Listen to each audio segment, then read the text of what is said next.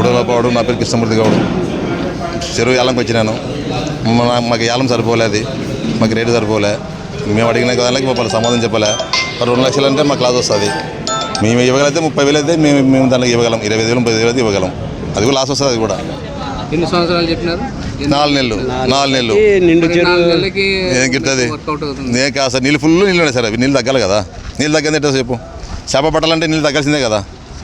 సమ్మ లోతు చెరువు ఉంది, లోతు. కానీ అదే 4 నెలల కల్లా కాల్ చేసుకోవాలా. కాకపోతే మళ్ళీ మేము తీసుకుంటూ ఉంటున్నారు చెరువుని. మళ్ళీ యాలం పెడతా ఉంటున్నారు. మనకి గిట్ట సార్ అది చెప్పండి సార్.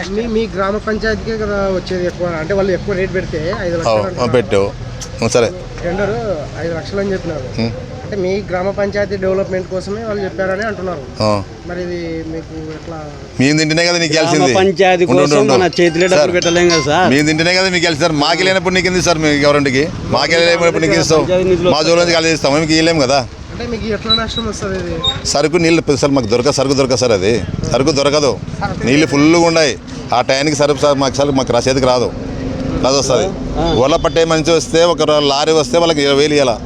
నువ్వు 7 నీకు వాళ్ళు ఇవ్వాలి. వాళ్ళు కూడా ఇవ్వలేరు 20,000. నీకు సరుకు పడితేనే కదా వాళ్ళు 20,000 ఇచ్చుకునేది. దాని సరుకు పడకపోతే మళ్ళీ రావడం అవుతాను, ఇబ్బంది అవుతుంది. పాత పద్ధతులు అంటే గతంలో కూడా మీరు టెండరింగ్ చేసినాను. నేను 96 నుంచి చేస్తున్నాను. నేను 1000 రూపాయలు ఉంటే చాలా తేడా ఉంది. అప్పుడు డిపాజిట్ 1000 రూపాయలు కట్టించుకొని ఏదో మన పాట యాలంపాట 100 నుంచి పోతుండే. 1000 పెంచినారు. సరే బాగుంది. మళ్ళీ ఇప్పుడు వాళ్ళు 1,00,000 రూపాయలు 4 లక్షలు అంటున్నారు యాలంపాట. గవర్నమెంట్ రేటు ఎప్పుడు లేదు, చూసలేదు. అది మామూలుగా అంటే సార్ పల్లెటూరులోకి వచ్చిన యాలంపాట అంటే 1000 రూపాయల నుంచి పెట్టుకోవాలా. నీకు ఊర్లోకి వచ్చినాక యాలంపాట అంటే 1000 ఇవ్వాలా. యాలంలో ఎంత పడతారో అంత ఇచ్చిపోవాలంతే. నువ్వు రింగ్ అయితే ఏమైతే సంబంధంలే. నువ్వు యాలం పడినప్పుడు ప్రజల రేటు నువ్వు ఇచ్చిపోవాలా. నా రేటు ఏంటంటే మీ ఇవ్వం. అర్థప్పుడు నువ్వే అమ్ముకుని పో. నువ్వే పట్టుకుని పో సరుకు తీసుకొని. మీకు కేవలం 4 నెలలే గడువు ఇచ్చినారు. అంటే ఈ పద్ధతి ఎప్పుడైనా అంటే గతంలో ఎప్పుడు లేదు సార్. అది ఎప్పుడు లేదు. అది లేదు. వాళ్ళు ఇడుచుకొని వాళ్ళు అమ్ముకోము. నువ్వు ఎందుకు సంవత్సరం అయితే ముందు సార్ జూన్ నుంచి వరకు ఉంటుండే. 10 సంవత్సరం మేము వేసేది యాలందాన్ని. 10 సంవత్సరం ఉండే. లేదు ఇప్పుడు లేదు. 12 నెలలు ఉంటాయి. 4 నెలలకే ఎవరు